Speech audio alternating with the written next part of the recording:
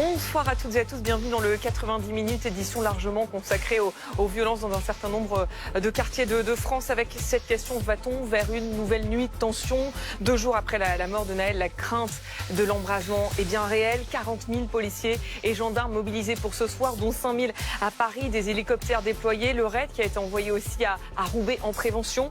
Les bus et trams suspendus ce soir en Ile-de-France, dans l'agglomération lilloise. Plusieurs communes ont également instauré un couvre-feu en région parisienne. Cet après-midi, de nouveaux incidents ont éclaté en marge de la marche blanche qui a réuni 6200 personnes à Nanterre. Le policier soupçonné d'avoir tué Nahel a été mis en examen pour homicide volontaire. Il a été placé en détention provisoire à la prison de la Santé. Et le procureur a livré de nouveaux éléments sur les circonstances du drame. Comment faire revenir le calme? Va-t-on revivre les émeutes de 2005? Il y a énormément de questions qui se posent ce soir. On va y revenir tout au long de la soirée, mais d'abord le terrain avec l'un de nos journalistes qui est présent ce soir à Nanterre. Bonsoir, expliquez-nous un petit peu la situation à l'heure où on se parle. Écoutez, situation qui est assez, qui ne bouge pas énormément depuis en tout cas 2 heures maintenant. On voit des groupes de personnes, franchement très jeunes, entre 15 et 21, 22 ans, a priori, qui sont réunis près de l'esplanade, proche de la bouche de RER, l'entrée du RER A, ici à Nanterre. Si vous connaissez un peu le quartier, vous le savez, il y a ici des buildings un peu autour, quelques commerces également. Beaucoup ont été vandalisés. Il y a de nombreuses vitrines qui ont été brisées par des groupes d'individus tout au long de l'après-midi. Moins de casse depuis maintenant 1 ou 2 heures, mais il y a toujours du monde présent ici sur place, les forces de l'ordre qui surveillent tout ça, mais qui surveillent franchement assez de l'extérieur et qui tentent de contenir ce type de mouvement. Ce qu'il faut préciser, ce qui est important de préciser, c'est qu'il y a un peu de monde. Il n'y a pas énormément de monde non plus ici sur cette esplanade. Nous avons fait un tour avec ma collègue qui m'accompagne dans la cité Pablo Picasso tout à l'heure. Il y avait beaucoup plus de gens, comme une forme de pause peut-être, avant de reprendre les hostilités à la nuit tombée. On ne l'espère évidemment pas, mais ce que l'on voit actuellement, c'est un temps relativement calme, un calme évidemment précaire, avec parfois un départ de feu sur une poubelle près d'un bac à fleurs, des bacs à fleurs renversés un peu partout sur cette esplanade, mais pas de véritable affrontement avec les forces de l'ordre. Voilà, donc à 20h31, un calme précaire, vous nous dites, du côté de Nanterre. On reviendra vers vous, bien évidemment, tout au long de la soirée pour prendre le pouls de la situation. Bonsoir, Fatia Abdouni. Vous êtes cofondatrice de l'association Maman des Pablo à Nanterre. Vous avez beaucoup de choses à nous raconter. Vous étiez présente cet après-midi à la Marche Blanche et vous allez nous expliquer comment vous avez vécu aussi cela de l'intérieur. Bonsoir, Mohamed Mechmash. Vous êtes éducateur de rue, vous êtes membre fondateur des collectifs Assez le feu et Passons nous. Assez le feu qui avait été fondé, vous l'aviez fondé après les émeutes de 2005. Donc là aussi, après les révoltes sociales. On est très curieux d'avoir effectivement votre regard ce soir sur la situation. Dominique Rizet, notre consultant police-justice. Bonsoir Dominique. Thomas Soulier, chef adjoint du service politique. Anthony Lebos, vous êtes l'un de nos reporters. Vous étiez cet après-midi à cette manifestation, à cette marche blanche à Nanterre. Vous allez là aussi nous raconter comment vous avez vécu les choses. Et bonsoir Denis Jacob. Bonsoir. Vous êtes secrétaire général du syndicat Alternative Police Nationale. Avant d'évoquer le dispositif policier ce soir et les informations des renseignements territoriaux, j'aimerais d'abord, Mohamed Mechmash, vous demander un petit peu votre sentiment. Est-ce que vous êtes inquiet là pour les heures et les nuits, jours à venir? Inquiet, oui, vu effectivement les circonstances et le drame qu'il y a eu. Oui, je suis inquiet. Puis avoir une pensée pour la famille de Nahel. Et puis de ceux qui aussi nous ont quittés, qui ne sont plus là. Moi, c'est simple. Il y a 18 ans, on a perdu 2 jeunes qui s'appellent Ziad et Bouna pendant le rame. Ils avaient 16 et 17 ans. C'est le même âge qu'à Nahel. Donc oui, je comprends clairement qu'il y a une inquiétude à avoir avec une colère qui clairement se manifeste sur le fond et la forme.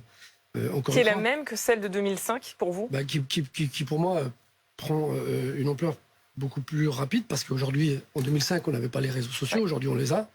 Et quand on est à 800 km, on peut aussi s'identifier assez rapidement avec ce qui s'est passé en termes de drame. Et on évoquera bien évidemment le rôle des réseaux sociaux parce que ça change tout là aussi avec le risque d'un effet d'entraînement et de mimétisme. Fathia Abdouni, je le disais, vous allez nous raconter la marche blanche de cet après-midi et les tensions que vous avez vécues de l'intérieur. Avant là aussi, j'aimerais avoir votre sentiment. Ce soir, on a parmi les incidents gravissimes de la nuit dernière, on a tous été choqués par cet immeuble d'habitation qui avait été pris pour cible par des mortiers d'artifice à Villeurbanne. Est-ce que ce soir, vous craignez aussi pour la population de ces quartiers? Bonsoir tout le monde, merci pour l'invitation. Tout d'abord, je présente mes condoléances à Mounia et la grand-mère de Naya Nadia. C'est une perte énorme. La violence, ça n'a jamais été une réponse, jamais à la colère. Je condamne les actes, mais je comprends la colère des jeunes. Parce que même nous, on a la colère en nous. Les mamans, les papas, les grands-mères, tout le monde a de la colère. Parce qu'on n'arrive pas à comprendre. On s'inquiète énormément. Moi, je m'inquiète énormément ce soir parce que j'avais beaucoup d'espoir pour cette marche d'aujourd'hui. J'avais de l'espoir parce qu'on s'est dit... bien, vous êtes allé hier toute la journée voir les jeunes du quartier. Vous avez parlé avec eux et vous leur avez dit demain, c'est un moment de recueillement. C'est une marche blanche, il faut éviter les tensions. Et je suis sortie ce matin et j'ai rencontré des jeunes à midi. Il y a certaines gens qui m'ont dit que voilà, il y aura des jeunes de l'Île-de-France. Et je leur ai dit, c'est pas comme ça qu'on va y arriver à faire entendre notre voix.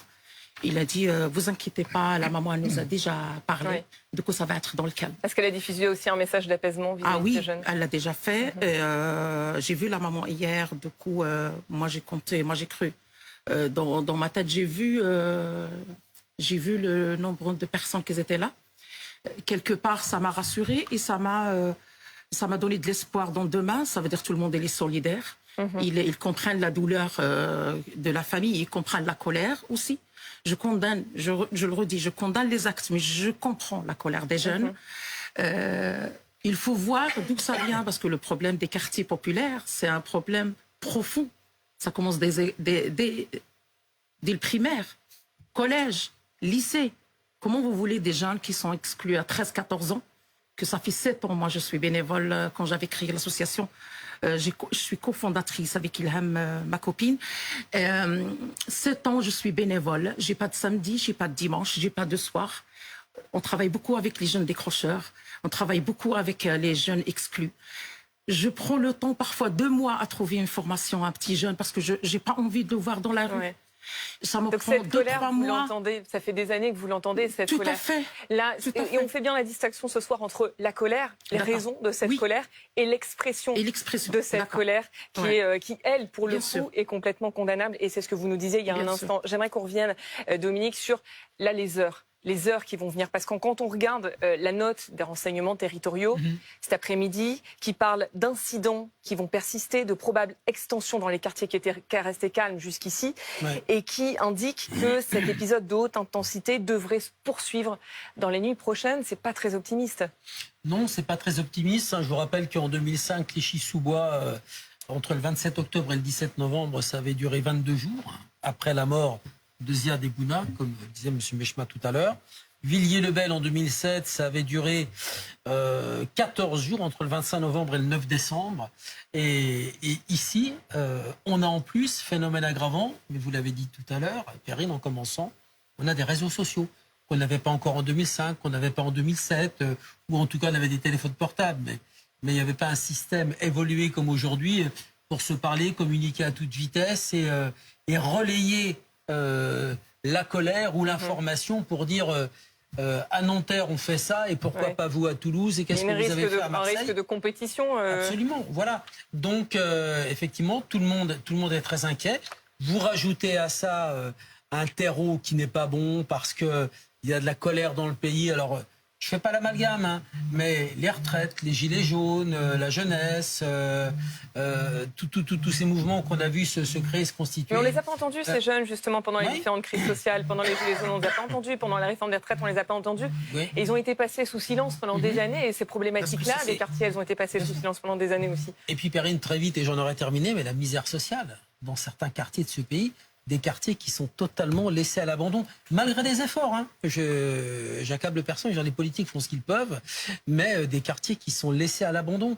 Et notre pays a avancé à grande vitesse en traînant sur le bord de la route avec un élastique, des gens qu'on n'a pas regardés. Le problème, c'est que l'élastique s'est tendu et que tout ça nous revient en pleine figure. Et qu'aujourd'hui, j'ai envie de dire que quelque part, on a le résultat de ce qu'on a laissé faire, des actions qu'on n'a pas menées ou qu'on a mal menées, peut-être faute de moyens, peut-être faute. Il faut peut-être trouver la personne ou les personnes qui sauront faire ça. En tout cas, pour l'instant, tout reste à faire, la preuve. Denis Jacob, on a été interpellé aujourd'hui par ces échanges de textos hier par des policiers sur le terrain. On a pu se fournir et récupérer ces échanges de textos. Je vais vous lire quelques-uns de ces messages.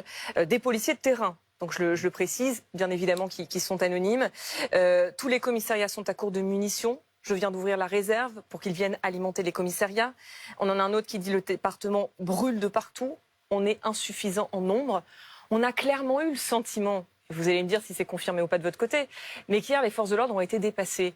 Ce soir, énormes moyens considérables qui sont déployés. On passe de 9 000 à 40 000 policiers et gendarmes qui sont mobilisés.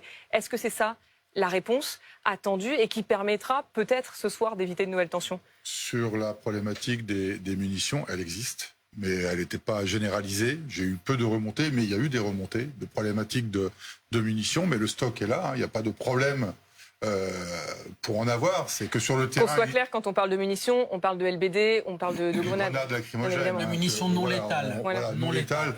Bon, je sais qu'il y a des panneaux qui ont circulé dans la manifestation aujourd'hui. Je dément catégoriquement que la police tue. Il y a des actes individuels qui seront sanctionnés, la justice fera son travail, mais la police ne tue pas. Il y a des actes individuels, mais la police ne tue pas, je tiens à le dire. D'ailleurs, je précise juste que la maman de Naël, que nous écouterons tout à l'heure, a dit ce soir « Je n'en veux pas à la police, j'en veux à une personne, celui qui a enlevé la vie à mon fils. » C'est tout à son honneur, dans les circonstances dans lesquelles elle se trouve, que de l'avoir précisé. C'est important de le dire.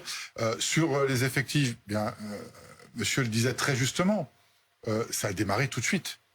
Les violences urbaines qu'on a connues par le passé, c'est monté crescendo sur plusieurs jours. Là, ça a démarré tout de suite, le premier jour. Donc vous avez été pris de court? On n'a jamais pensé un seul instant que nous serions confrontés instantanément partout sur le territoire à ce type de violence. Donc on avait le dispositif habituel de présence policière avec des renforts bien évidemment de CRS, mais on était loin de s'imaginer que nous aurions un tel déferlement de violence aussi rapidement et partout en France, ce qui n'a pas été le cas en 2005. En 2005, ça a été très localisé, notamment à Villiers-le-Bel. Après, il y a eu une petite expansion ailleurs, mais ça a été quand même très concentré sur Villiers-le-Bel. Là, c'est partout et en même temps. Donc ce soir, vous dites on a les moyens. On a les moyens de maintenir la sécurité avec 40 000 policiers et gendarmes. C'est pas à moi de le dire. C'est Gérald Darmanin qui a annoncé qu'il y aurait 40 000 fonctionnaires de police d'engagés. Et je confirme que ce sera le cas puisque... il y a des instructions qui circulent sur des suppressions de congés, des rappels d'effectifs, de décalage d'unités, pour être principalement focalisés en soirée. Est-ce que ça va régler le problème? Très personnellement, je ne le pense pas. Parce que derrière, il faut aussi avoir les moyens de tenir dans le temps. Est-ce que vous allez pouvoir maintenir ce dispositif sur plusieurs nuits? Le discours de Gérald Darmanin, on l'attendait. Et bien évidemment, moi je ne peux que le souligner, parce qu'on a véritablement eu le sentiment d'être un peu abandonné dans les premières 24 heures. Donc là, il y a un engagement fort du ministre de l'Intérieur et je ne peux que le saluer. Après, il ne faut pas croire qu'on va arriver dans les quartiers sensibles ou en centre-ville, parce que je rappelle la différence avec Villiers-le-Bel, c'était dans les quartiers sensibles. Là, on s'est attaqué dans les centres-villes, les mairies, les commissariats. C'est pas la même. On s'est pris à tout ce qui représentait l'institution, la République, l'État. C'était un peu différent en 2005. Je pense qu'on n'est pas tout à fait dans le même ciblage des violences. Donc, si on croit un seul instant que les 40 000 policiers vont rentrer comme ça pour aller interpeller tout le monde, on se trompe. Hein, ça va pas se passer comme ça. Alors, mais justement, c'est quoi les consignes qui ont été passées pour ce soir? Parce que hier, c'était d'éviter le face-à-face. Est-ce que ce soir, la doctrine change? Je dis relis ce que Darmanin disait aujourd'hui. Il dit ce soir, des interpellations seront faites dès que nous constaterons que des personnes veulent s'en prendre à des bâtiments publics, à des policiers ou à des gendarmes. Ça veut dire quoi? Ça veut dire qu'il y aura une confrontation ce soir Alors, je ne sais pas s'il y aura une confrontation, mais dès qu'on va constater en flagrance des délits, voire des crimes, on va bien. Mais je veux dire, la consigne n'est plus d'éviter le face-à-face ou elle tient encore? Elle tient encore. Tout dépend à qui on a affaire et à quoi ils s'en prennent. Il est clair que si on a, vous savez, le maintien de l'ordre, parce qu'on parle quand même de maintien de l'ordre dans cette situation, comme sur les manifestations, ça a toujours été de privilégier les dégâts mobiliers aux dégâts humains. Ça a toujours été la pratique française. On ne va pas aller interpeller 10 gamins qui viennent de mettre le feu à une poubelle. Si par contre on s'en prend à des bâtiments, à des véhicules, à des personnes, bien évidemment que on va aller interpeller. Mais il faut comprendre qu'on n'est pas sur une manifestation. On est dans des quartiers, on est dans des rues, c'est de nuit. C'est très compliqué pour intervenir. On n'intervient pas sur ce type de violence urbaine comme on peut intervenir sur des violences à l'occasion d'une manifestation. Donc ça va être quand même très compliqué d'intervenir en temps réel et d'interpeller et puis d'identifier ceux qui ont commis, parce que une fois de plus, on a pu constater que la grande majorité dissimulait leur visage, qu'il était très difficile de les identifier. Donc, entre le moment où ils vont commettre un délit et le moment où on va l'interpeller, est-ce que ça va être la bonne personne? Enfin, ça va pas être très simple sur le terrain. Hein. Pratico-pratique, ça va être compliqué. On va retourner sur le terrain dans un instant. Juste un mot avant Thomas Soulier. Énorme dispositif policier de gendarmes déployés ce soir. Au cœur des préoccupations là du gouvernement, c'est éviter absolument un scénario à la 2005. Ouais, c'est ça qui se joue. Éviter la contagion, éviter l'embrasement. Et pour cela, l'exécutif suit un plan de crise, comme lors des attentats, comme lors des Gilets jaunes, comme lors du Covid, comme lors des retraites également. Il y a un plan de crise.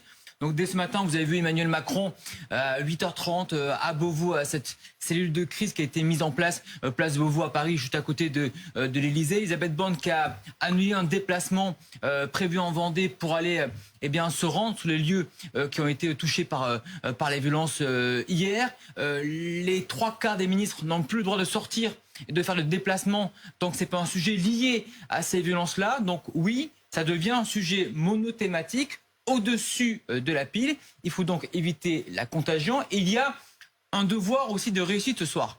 C'est quand on met sur le terrain 40 000 forces de l'ordre, 4 fois plus qu'hier soir, et que ce soir c'est pire que la veille, on va se dire que ça n'a pas fonctionné et que ça ne fonctionne pas comme ça. Donc le débat qu'il va y avoir après, c'est est-ce qu'il faut mettre en état d'urgence ou non dans ce pays. Pour l'instant, l'exécutif dit non, mais on voit que si on suit le rapport dont vous parlez, que si demain, ce week-end, la semaine prochaine, ça continue, ce sujet va revenir au cœur des discussions politiques. Il avait fallu une dizaine de jours avant que l'état d'urgence soit décrété en 2005. Et on reviendra sur ce débat et sur cette question, alors que d'ailleurs plusieurs communes de région parisienne ont décidé ce soir d'un couvre-feu. On va retourner sur le terrain avec l'une de nos reporters présentes sur place. Vous nous confirmez ce soir, là à 20h46, qu'on est dans une période d'accalmie? Alors il suffit que je prenne l'antenne pour que ce soit plus le cas. Actuellement, je me trouve dans... vous entendez sûrement la détonation derrière moi de gaz lacrymogène. Je me trouve dans le parc en fait qui est entre la station de RER Nanterre Préfecture et la cité Pablo Picasso. Et ça fait plusieurs heures que la situation était dans un calme relatif, avec jeunes et forces de l'ordre qui de temps en temps échangeaient des pierres ou des gaz lacrymogènes, mais c'était quand même assez relativement calme. Et là, c'est vrai que les jeunes avancent vers les forces de l'ordre qui répliquent, vous l'entendez certainement derrière moi, pour tenter de se protéger et tenter de disperser les jeunes qui continuent d'avancer et jettent, à l'instant où je vous parle, des très grosses pierres sur les forces de l'ordre qui tentent de se protéger un peu comme ils le peuvent avec leur bouclier ou bien avec leur casque. Et on va devoir d'ailleurs vous rendre l'antenne puisque nous sommes au milieu des deux. Et faites attention, bien évidemment, à vous. Et on continue de suivre l'évolution de la situation. Je dis faites attention parce qu'Anthony Lebeus, ça n'a pas été facile, il faut être clair. On va jouer la carte de la transparence avec nos spectateurs ce soir. Ça n'a pas été facile pour vous, journalistes, sur le terrain cet après-midi, de couvrir cette marche blanche.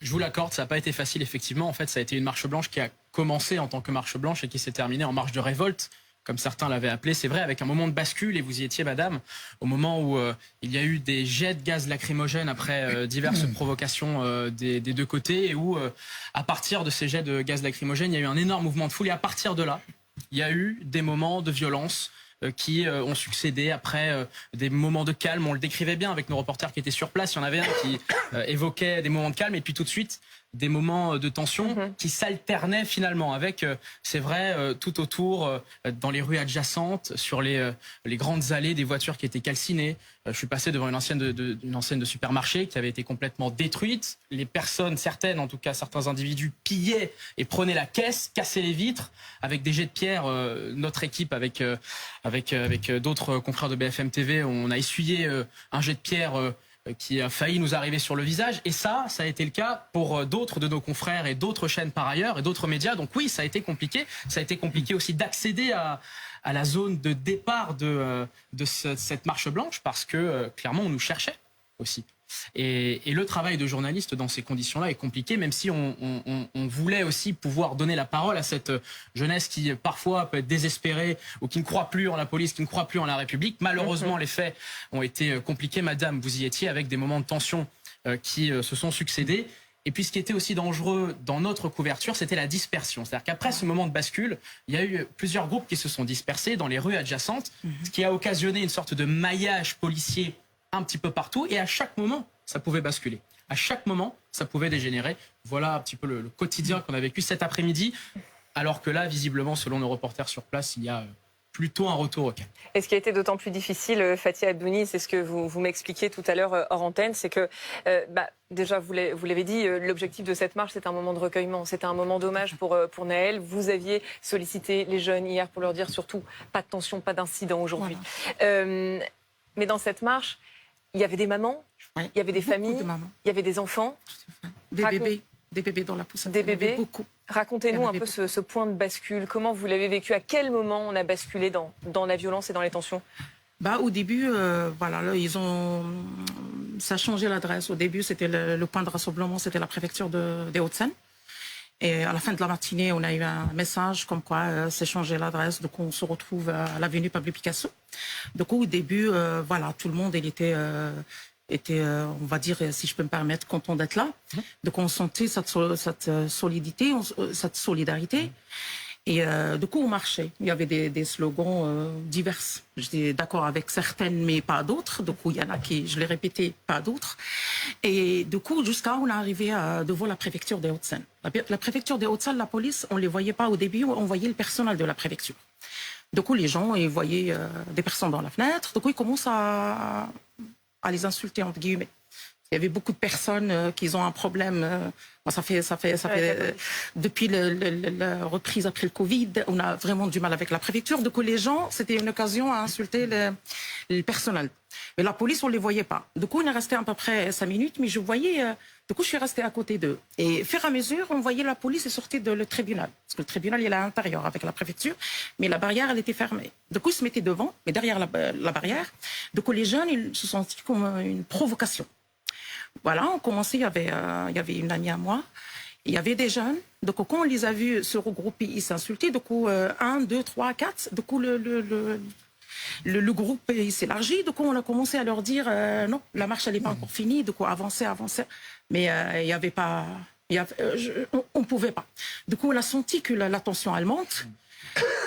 À ce moment-là, je me suis dit, ça va dégénérer, je ne vous cache pas. Je suis partie avec la dame parce qu'elle était asthmatique, du coup j'avais peur. J'ai pensé à ce moment-là que la police, ils vont riposter. Il y avait une barrière, mais je me suis dit, voilà, on a avancé un peu, mais dès qu'on a passé la préfecture, on est arrivé. Moi, personnellement, je parle de moi. J'ai pas vu le devant.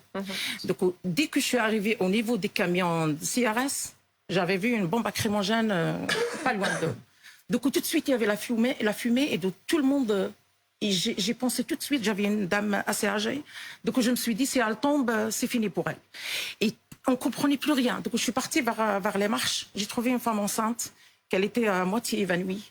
Donc on commence à crier, moi, avec 3 mamans. Est-ce qu'il y a quelqu'un qui avait de l'eau? Donc on l'a ramené de l'eau. J'ai ramené 3-4 personnes avec moi parce que moi j'ai une permanence à une association, la Maison des Femmes, qu'elle n'était pas loin. Donc j'avais tout mon visage qui brûlait. J'ai jamais pris une bombe lacrymogène, je savais même pas c'est quoi. Du coup, je me suis dit, je vais voir si l'association elle est ouverte. Du coup, j'ai pris quelques personnes avec moi. On est rentrés, on a lavé nos visages. Et d'un seul coup, à travers l'intérieur, donc on avait une foule. Tout le monde, il courait. Il courait. Du coup, je voulais sortir, mais j'avais peur. J'avais pas compris c'est quoi. Du coup, je voyais que les gens qui filmaient quelqu'un par terre. Du coup, j'ai pas compris c'est qui. Mais j'ai entendu Mehdi. Du coup, je me suis dit peut-être un jeune qui est tombé. Du coup, j'ai pas compris. Mais j'avais une colère qui montait vraiment parce que j'ai trop espéré, je pense. J'ai trop espéré de cette marche, qu'elle était marche blanche. Ouais. Elle est transformée en marche noire, moi. Même pas une révolte parce que j'ai trop espéré de parler à la fin. Il y avait Monsieur Jarry avec tous les élus de Nanterre que je le remercie énormément. Et il y avait la maman, il y avait Mouniade qu'on s'est dit qu'elle va parler, qu'elle va prendre la parole. On va essayer de dire un mot, apaiser les choses. Alors moi, vous n'avez pas pu prendre la parole? Du tout. Non. De tout. On a pris la bombe lacrymogène. Vous avez essayé hier en amont, mais là, vous n'avez pas pu prendre la parole. Mais je me suis dit, les jeunes... J'ai encore une question, pardonnez-moi, excusez-moi. Allez-y, madame. J'ai encore une question. Est-ce que votre parole... On sait que les mamans, elles ont un poids dans les quartiers, et pas que dans les quartiers d'ailleurs. Force. Votre parole, elle porte encore aujourd'hui. Là, ces jeunes, si ce soir, vous leur dites... C'est pas la bonne solution, l'expression de cette expression-là. Je vous raconte une anecdote. Avant que je parle avec les jeunes hier soir, à 22h, j'étais avec une élue. Voilà, on était 5 personnes. Il y avait un jeune qui est venu avec une trottinette électrique. Il m'a dit, madame, c'est vous les mamans de Pablo? Je lui ai dit oui. Il m'a dit, madame, on s'excuse. Je peux vous assurer, il y avait des témoins avec moi. Il m'a dit, madame, mais on n'a pas un autre moyen. Et moi, avant de venir, j'ai 3 ados. Ils entendent, ils vous écoutent, mais tout à fait. C'est pour ça que ça me révolte, parce que j'ai envie, je me sens que je suis impuissante. C'est pas à moi de faire l'ordre dans mon quartier. J'ai créé une association depuis 7 ans. Je suis bénévole depuis 7 ans. J'ai ni week-end, ni soir. Si une maman en détresse, elle m'appelle à 22h, il faut que je réponds. Il faut que je fais la psychologue pendant 2 heures. C'est un jeune, une maman, elle m'appelle, son fils de 13 ans, il est exclu. Il faut que je lui trouve un autre établissement. C'est un jeune à plus de 16 ans, il faut que je le trouve en formation. Mais c'est un problème c'est pas problème. Je peux l'entendre. Ouais. Il y a de la violence, mais il y a de la colère aussi. Il y a de l'injustice et la révolte, elle vient de là. Vous restez avec nous. On va bien évidemment continuer à évoquer ces tensions, les causes de cette colère, la manifestation de cette colère. On va se projeter aussi sur la soirée. Vous le disiez tout à l'heure, Anthony Lebos, c'est compliqué en ce moment pour nous, journalistes, de vous fournir des images en temps réel. Dans un instant, vous allez voir les toutes dernières images qui nous viennent de Nanterre où malheureusement ce soir les tensions sont venues, elles sont venues.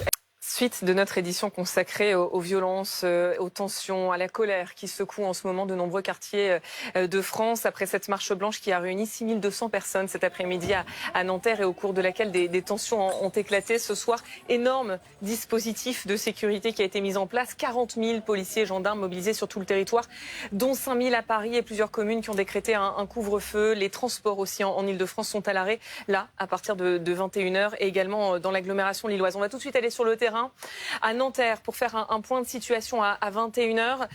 Il y a un quart d'heure, on nous disait que la tension était revenue.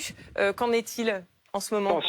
Tension extrêmement importante, effectivement, qui est revenue après 2 ou 3 heures d'un calme précaire, d'un calme relatif. Et désormais, pour vous décrire ce qui se passe sous mes yeux, il y a environ 20 minutes, le Crédit Mutuel a pris feu, probablement suite à un jet de projectiles. À l'intérieur, des flammes extrêmement intenses, extrêmement importantes, et des habitations juste au-dessus de ce Crédit Mutuel directement menacées. Les gens autour de moi qui commençaient à crier « Attention, il y a des gens à l'intérieur de cet immeuble. Il y a des gens, il y a notamment un bébé qui se trouve au premier étage. » Voilà une tension qui est montée, une inquiétude de la part des jeunes eux-mêmes qui sont présents sur cette esplanade près du RER, de la bouche de RER de Nanterre. Et donc désormais, intervention en cours de la part des pompiers. Pour tout vous expliquer, ils ont même du mal, et les jeunes sont en train de les aider. Actuellement, ils ont du mal à enlever les poteaux qui barrent l'entrée sur cette esplanade de Nanterre. Le Crédit Mutuel, les flammes sont encore extrêmement importantes. Les habitations menacées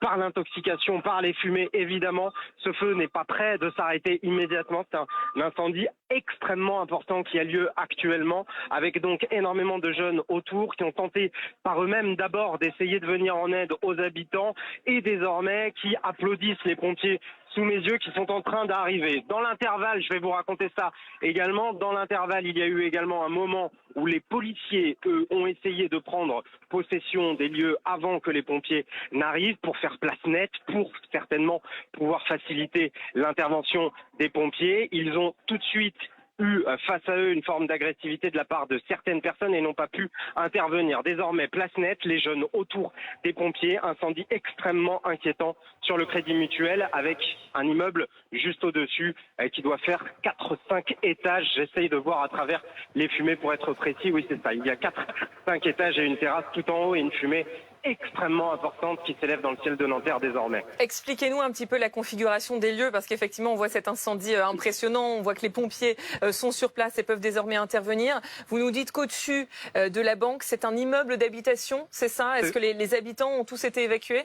Alors, pour l'instant, ça, on ne peut pas vous le dire, parce que pour vous décrire exactement les lieux, effectivement, il y a le Crédit Mutuel qui est au rez-de-chaussée de cet immeuble qui fait 4 ou 5 étages avec au-dessus une forme de terrasse. On a vu qu'il y avait des habitants il y a environ une demi-heure avant que le feu prenne, puisqu'il y avait notamment un monsieur assez âgé qui sortait la tête par la fenêtre pour voir un peu ce qui se passait en dessous de chez lui, au pied de son immeuble. Les flammes sont de plus en plus importantes. Les pompiers sont à côté de l'immeuble désormais. On est sur un espace qui est totalement piétonnisé avec une bouche de RER juste à côté et donc les pompiers qui ont pu désormais passer grâce notamment à l'aide des jeunes, je vous le disais. Il y a des flammes qui s'échappent de plusieurs fenêtres autour de ce Crédit Mutuel et de ces habitations.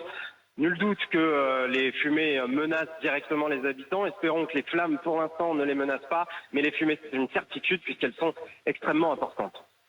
Merci, on revient vers vous dans un instant et on va continuer de suivre un peu les événements à Nanterre et cet incident qui est en cours ce soir alors que les tensions sont revenues. Denis Jacob, il y a un élément très intéressant qui a été dit il y a un instant par notre reporter sur place.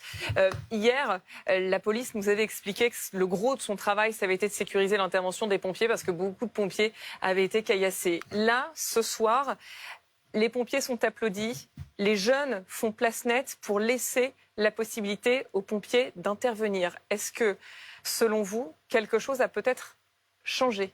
Je pense surtout que les personnes qui sont présentes en ce moment, ce n'est pas les mêmes qui étaient cet après-midi en train de brûler et en train de caillasser les forces de sécurité. Et permettez-moi de lire, par exemple, si vous montriez de la diffusion de SMS tout à l'heure de policiers. Moi, je vais vous en lire un qu'on m'a transmis. Et je rejoins ce que monsieur disait en off tout à l'heure sur le fait que des personnes étaient venues qui n'étaient même pas de Nanterre et qui venaient pour en découdre et non pas pour une marche digne et respectueuse à la mémoire du jeune qui est décédé. Toute la cité à Nanterre, les gars, toute la cité à Nanterre, les gars, celui qui n'est pas là, il y aura des conséquences très tragiques. Juste après la marche, s'il faut tout casser avec les jeunes de là-bas, on va le faire, tous à Nanterre.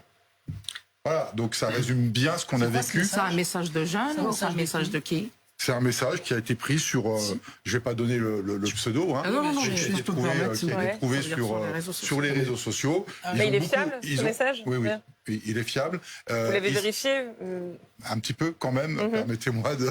Quand même confirmer. Si je peux me permettre, mais c'est ce qui circule sur les réseaux, Snapchat notamment, mais aussi un peu sur Facebook, Instagram également.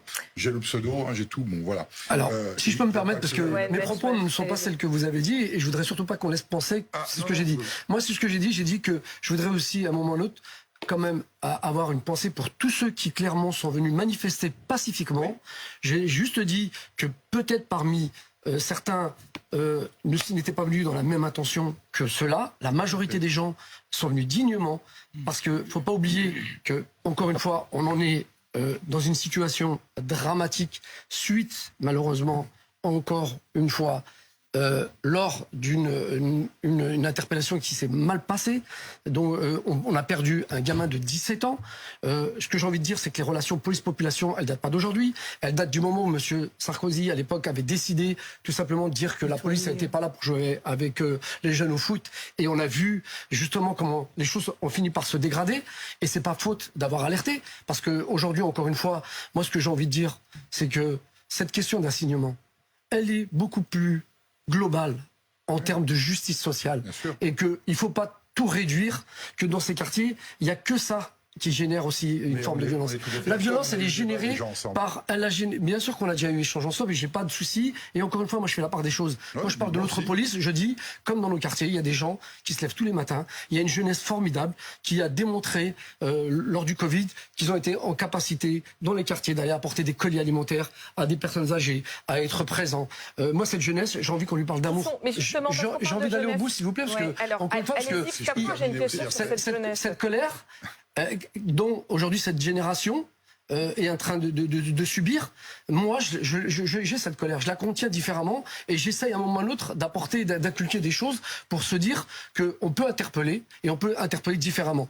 Je dis juste qu'à un moment ou à un autre, tant qu'on ne prendra pas en compte l'ensemble de ces problématiques, vous avez une génération aujourd'hui de jeunes qui clairement, eux, subissent la violence dont leurs parents ont subi dans les conditions de vie où il y a. Quand aujourd'hui vous avez des gamins qui grandissent ou des familles n'arrivent plus à boucler leur fin de mois. Et quand je vous dis ça, je cherche pas des excuses, j'essaie de vous apporter des explications.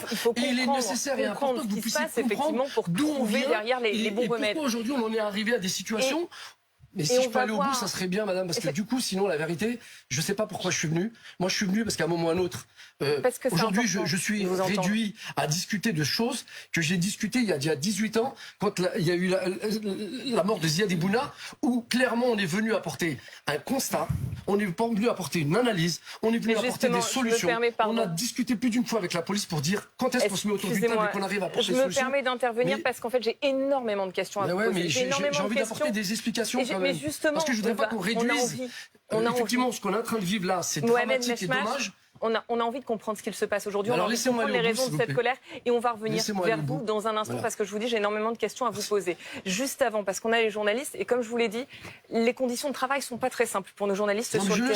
Donc c'est pour ça que je priorise le terrain. Vous veuillez m'en excuser. Je vais prioriser le terrain et Marseille avec un journaliste de BFM Marseille qui est en direct avec nous. Hier, sur cette carte des tensions qui ont éclaté dans plusieurs quartiers de France, la cité phocéenne avait été épargnée par ces violences. Ce soir, la situation semble se tendre. Expliquez-nous, racontez-nous ce qu'il se passe. C'est ça, écoutez, exactement. Depuis à peu près 1 heure, on aperçoit des premières tensions sur le Vieux-Port, sur la Canebière par exemple. Écoutez, là je suis sur la Canebière, il y a à peu près 200, 300, 400 personnes peut-être qui font face à la police. J'ai vu des poubelles en feu, les pompiers qui essayent d'arrêter ces départs de feu. Et puis, je vois au loin, là, au milieu de la Canebière, un peu vers le haut, des grosses flammes qui commencent à évoluer grandement. Écoutez, là, je vois des jeunes qui courent et pas mal de personnes qui commencent à courir et puis la police qui est pas loin qui lâche les gaz lacrymogènes depuis 1 heure. La Canebière est complètement envahie par les gaz lacrymogènes. Des centaines de personnes qui se réfugient même vers le Vieux-Port pour essayer de trouver un endroit plus calme. Mais là aussi, les poubelles sont en feu. Des camions de pompiers, la police qui arrive, des cris, des pétards aussi qui explosent depuis plus d'1 heure. Qu'est-ce que je vois ici? Oui, des pétards qui explosent. Et puis, on dirait que depuis plusieurs minutes, la foule commence à arriver. De plus en plus de personnes qui c'est difficile à expliquer, qui attendent et qui font face à la police. Et puis, vous pouvez nous décrire un peu qui est cette foule, qui sont ces personnes qui sont présentes ce soir? Alors, je ne vous ai pas entendu, je suis désolé. Non, il y a beaucoup de bruit ici. Pardon, je vous demandais si vous pouviez nous décrire les personnes qui étaient présentes au sein de cette foule. Écoutez, ce sont plutôt des jeunes, mais si on observe un peu, on voit aussi des personnes un peu plus âgées. On dirait que la contestation n'est pas limitée aux jeunes. On voit des gens qui sont un peu plus âgés, qui essayent de prendre part aussi au mouvement. Et là, les jeunes qui commencent à remonter, certains en courant, d'autres en marchant vers le haut de la Canebière. Le haut de la Canebière qui commence même à être particulièrement pris d'assaut avec de plus en plus de poubelles en flammes et les gaz lacrymogènes qui montent sur plusieurs mètres là sur la Canebière. Les pompiers arrêtés en plein milieu et les gens qui commencent à arriver du quartier de Noailles, qui est un quartier installé juste à côté, qui rejoignent le mouvement. C'est pas facile. On voit ces images, on reviendra vers vous dans un instant pour suivre l'évolution de la situation. On sera également dans quelques minutes avec Rudy Mana, le secrétaire départemental Alliance Police des Bouches-du-Rhône. Avant, Laurent Valdiguier, bonsoir. Bonsoir. Vous nous avez rejoint, je ne vous ai pas encore salué. Journaliste d'investigation au magazine Marianne. Il y a deux choses qui nous frappent sur ces images. La première, je le disais, c'est qu'hier, Marseille était épargnée par cette violence. Et la seconde chose qui nous frappe, c'est que contrairement à 2005, on est dans les centres-villes. Oui, et on voit bien qu'il y a une dynamique de l'émeute aujourd'hui qui s'est enclenchée hier. Sur les images de Nanterre, il y a une surprésence policière. C'est plus calme, même s'il y a cet incendie, mais vous voyez, les policiers et les pompiers ont pu intervenir. Et puis à Marseille, parce que les policiers, ils sont dans une situation invraisemblable aujourd'hui. Hein. Il faut le mesurer. 40 000 policiers déployés dans toute la France. C'est à peu près le maximum de ce que peut faire le ministère de l'Intérieur.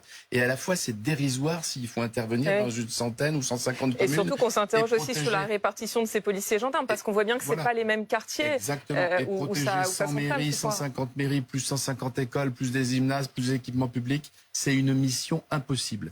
Alors c'est une mission impossible, donc le ministère de l'Intérieur veut donner des images de force, disons. C'est un effet d'annonce parce que pour vous, les 40 000 images de la gendarmes. nuit, elles sont invraisemblables. Donc cette démonstration de force, c'est l'intervention du RAID à Lille, l'intervention du GIGN, de la BRI à Nanterre, etc., promettant des interpellations. Qui sont déployés en réserve, en prévention. En réserve, mais le gros risque de ces interpellations pour essayer de faire descendre la cocotte minute, c'est qu'au contraire, elle la relance, parce qu'on voit bien que la colère, elle est là, et puis l'émotion de la mort de cet enfant de 17 ans, elle est toujours là. Et c'est deux combustibles, l'émotion et colère, qui font que la rue, elle est ce soir dans tous ses états encore. Et avec le risque, Thomas Soulier le soulignait tout à l'heure, pour le gouvernement, en déployant un tel dispositif, si derrière il n'y a pas de résultat, il faudra aussi rendre des comptes demain matin. Je le disais, Rudy Mana, bonsoir. Vous êtes secrétaire départemental Alliance Police des Bouches-du-Rhône. Expliquez-nous un petit peu la situation en ce moment à Marseille. Que se passe-t-il ? Suite à une manifestation en fin d'après-midi, il y a plusieurs individus qui se sont regroupés, ils ont commencé à brûler des voitures, ils ont commencé à casser des commerces, environ 300 individus, des individus cagoulés qui ont dégradé de nombreux commerces, très déterminés, et qui sont prêts à s'en prendre à tout ce qui représente des commerces, des véhicules qui appartiennent à un kidam, quoi. Donc là, on se retrouve devant une situation extrêmement compliquée. J'ai eu des collègues policiers au téléphone qui me disent que vraiment ça part un peu dans tous les sens et c'est pas simple à canaliser. Hier, je le disais, la situation avait été calme. Vous aviez des éléments aujourd'hui, au fur et à mesure de la journée, laissant penser qu'il pourrait y avoir une contagion à Marseille. Alors, je ne sais pas si vous m'entendez, Rudy Mana. Bon, on va essayer de rétablir la liaison dans un instant avec Rudy Mana. Denise Jacob, Laurent Valdiguier disait il y a un instant 40 000 policiers et gendarmes sur tout le territoire, avec des tensions qui éclatent à droite, à gauche, dans des quartiers qui étaient calmes, dans des villes qui étaient encore calmes, et on ne sait pas où ça va éclater. Ça paraît une mission impossible. Vous faites ce constat, vous aussi ? Oui, c'est ce que je vous ai expliqué tout à l'heure. On a été confronté à ça hier avec moins d'effectifs. Aujourd'hui, on nous demande de procéder à des interpellations, mais sur le terrain, entre la théorie et la pratique, c'est pas tout à fait la même chose. Mais permettez-moi, je suis désolé, je reviens, mais je voudrais quand même terminer par rapport à ce que M. Mechmach a dit, parce que je suis pas en opposition avec lui, et il le sait. On partage exactement la même analyse. On a un problème profond dans nos cités par rapport au démantèlement des services publics que l'on connaît depuis des années. Vous parliez de Nicolas Sarkozy. Moi, je vais remonter encore avant. J'étais îlotier à Villeneuve-la-Garenne dans les années 90. Et ça, fin des années 90, on a commencé à démanteler les commissariats de quartier et la présence policière au contact direct avec la population. C'est là que tout commence, en fait. C'est quand on a commencé à quitter les quartiers que ça a été pris par tout un tas de personnes qui ont installé des trafics en tout genre, pourrissant la vie des gens qui habitent. J'ai habité pendant, vous le savez, je crois qu'on en avait déjà parlé, pendant 8 ans, j'ai habité à la cité d'Orgemont, à Épinay-sur-Seine. Donc je connais très bien la vie de cité, je connais très bien la population qui habite, et la grande majorité elle se lève tôt le matin pour aller travailler et elle aspire à la sécurité et à la tranquillité comme partout en France. Vous faites exactement le même constat. Et vous, Fathia Adouni, vous dites, moi, mon but, mon objectif, c'est de renouer le dialogue. On le renoue comment, ce dialogue? Vous avez le même constat, vous avez les mêmes solutions. Vous dites vous-même, il faut qu'on arrête de faire que de la sécurité dans les quartiers. À un moment donné, il faut aussi que la population nous voit comme des agents qui sont là aussi au service de la population et pas uniquement là pour aller contrôler les jeunes et les embêter dans leur quotidien. Comment on fait pour renouer ce dialogue? Tant qu'on considérera qu'on réglera le problème uniquement par le seul prisme de la police, on se trompe. Il faut une politique globale, il faut une politique globale pour ces quartiers. Donc c'est vous qui payez les pots cassés, c'est ça que vous dites? Oui, mais complètement. Si vous permettez, parce que moi, les jeunes que j'ai côtoyés, vous imaginez qu'il prend la présence de la police départementale, c'est plus lantérienne, parce que ça se passe plus ou moins bien avec la police de Nanterre, que je les salue, parce que je travaille beaucoup avec eux. On ne met pas tous les policiers dans le même enseigne et on ne met pas le traitement des polices avec le traitement des jeunes de la même enseigne. Un policier, il a une arme entre les mains. Du coup, il a une vie humaine entre les mains. Peut-être le jeune. Et ce que je voulais dire, que c'est pas à nous, les habitants. On subit tout. Tout ce qui se passe dans notre quartier. Ça commence de maternelle, de primaire. On se bat pour que nos enfants ils s'en sortent des quartiers. On est obligé de changer l'adresse des CV de nos enfants pour trouver des bonnes écoles. Et vous vous sentez seul dans ce combat? Mais on est délaissé. Ce que dit madame, c'est qu'en fait, on est réduit à ce que des petites assos locales, et qui sont bien implantées dans ce quartier, font le service, deviennent des sous-traitants du service public. Vous vous rendez compte qu'aujourd'hui, c'est des gens comme madame, comme ma structure, comme d'autres, on suit énormément de personnes, et encore plus depuis la crise du Covid. En plus, la dématérialisation, elle ne vient pas arranger la situation dans ces territoires. Je veux dire, ça, mis à bout, plus l'histoire de la précarité qui aujourd'hui est renforcée. C'est un vrai problème de justice sociale dans ces territoires. Quand les services publics ne sont plus dans ces territoires, et ça, on est entièrement d'accord, c'est là où je dis qu'à un moment ou l'autre, une partie de la République tourne le dos à ses habitants. Et quand je dis ça, encore une fois, je vous le dis, je suis pas de quelqu'un qui fait du mirabilisme. Je suis au contraire quelqu'un qui a envie d'avoir et d'espérer. Moi, la question que je me pose, c'est que quand en 2005, il s'est passé ce qui s'est passé, qu'on a pu travailler avec énormément de gens qui se sont déplacés dans tous les territoires, qu'on est venu avec un cahier de doléances, avec non seulement un état des lieux, et des propositions. C'était ça la question que je voulais vous poser tout à l'heure. Il y a des choses qui ont avancé, mais le compte n'y est pas. Parce que ce qu'on ne comprend pas, c'est qu'on saucissonne les choses si on ne les prend pas dans leur globalité. Dans ces quartiers, vous avez le sujet de la santé, de l'éducation, de la culture, de la relation police-population. Vous avez la question des bailleurs sociaux, et ainsi de suite. Donc on ne peut pas à un moment ou à un autre penser, parce qu'on parle de ça, qu'on va régler le problème. Vous savez, la question de la rénovation urbaine, c'était normal que les habitants aient quelque chose de digne. Mais la question humaine et sociale, elle n'a pas été traitée. Ça veut dire que vous pouvez faire du beau, mais si vous laissez les gens dans une souffrance de précarité, qui en même temps ont des enfants, qui subissent violemment ce que les parents subissent, parce qu'à la fin du mois, ils ne savent pas comment ils vont payer, ils ont peur d'être assignés par le bailleur, parce qu'il va falloir payer le loyer, qu'ils ont fait le choix d'aller payer à manger plutôt que de ceci, cela. Vous vous rendez compte de la violence dans le quartier, excusez-moi. J'ai des mamans qui se prostituent, c'est une réalité. J'ai des gamins qui quittent le système scolaire parce qu'ils se disent j'en ai marre de vivre cette souffrance. Et je trouve ça dramatique. Et je ne dis pas ça parce que j'ai envie de faire pleurer les chaumières. Je vous dis c'est juste une réalité. Et je dis que clairement, oui, il y a des choses qui avancent. Mais je pense que le compte n'y est pas. Et qu'il faut aller beaucoup plus loin. Et que si on veut redonner de l'espoir à cette jeunesse, parce que qu'on le veut, qu'on ne veuille pas, ça va être l'avenir de cette France. Elle n'est pas un problème, elle est une partie de solution. Et ça, il va falloir qu'on puisse, un moment ou un autre, clairement, prendre les choses à bras-le-corps, que ce soit les relations qu'on a avec la police ou les autres instances. Il faut qu'on arrive à sortir par le haut. Et ce n'est pas uniquement le problème de la police, c'est ce que vous nous dites ce soir, l'émotion, la colère, je reprends vos termes tout à l'heure, Laurent Valdiguier, c'est un combustible à ce qui est en train de se passer en ce moment. Ironie du sort, un plan quartier est en discussion, il devrait être présenté vendredi. On y reviendra dans un instant, Thomas. Mais juste avant, j'aimerais qu'on aille à Clamart. Parce que vous le savez, un certain nombre de mesures ont été prises ce soir pour éviter cette nouvelle nuit de violence. Alors que l'on voit qu'à Nanterre, la situation s'est dégradée ce soir, alors qu'il y a eu une accalmie après la marche blanche. Et là, ce sont des images qui datent d'il y a quelques minutes avec cet incendie qui est en cours au niveau d'une banque. Les pompiers qui ont pu intervenir avec l'aide des jeunes, avec l'aide de la population. D'ailleurs, notre reporter soulignait un instant qu'ils nous ont été applaudis au moment où ils sont intervenus. Intervention donc en cours des pompiers. On va aller à Clamart parce que Clamart, le maire de la ville, Pierre Barbin, a décrété ce soir un couvre-feu de 21h. Donc là, depuis 21 minutes, interdiction de sortir jusqu'à 6h du matin et ce jusqu'au 3 juillet.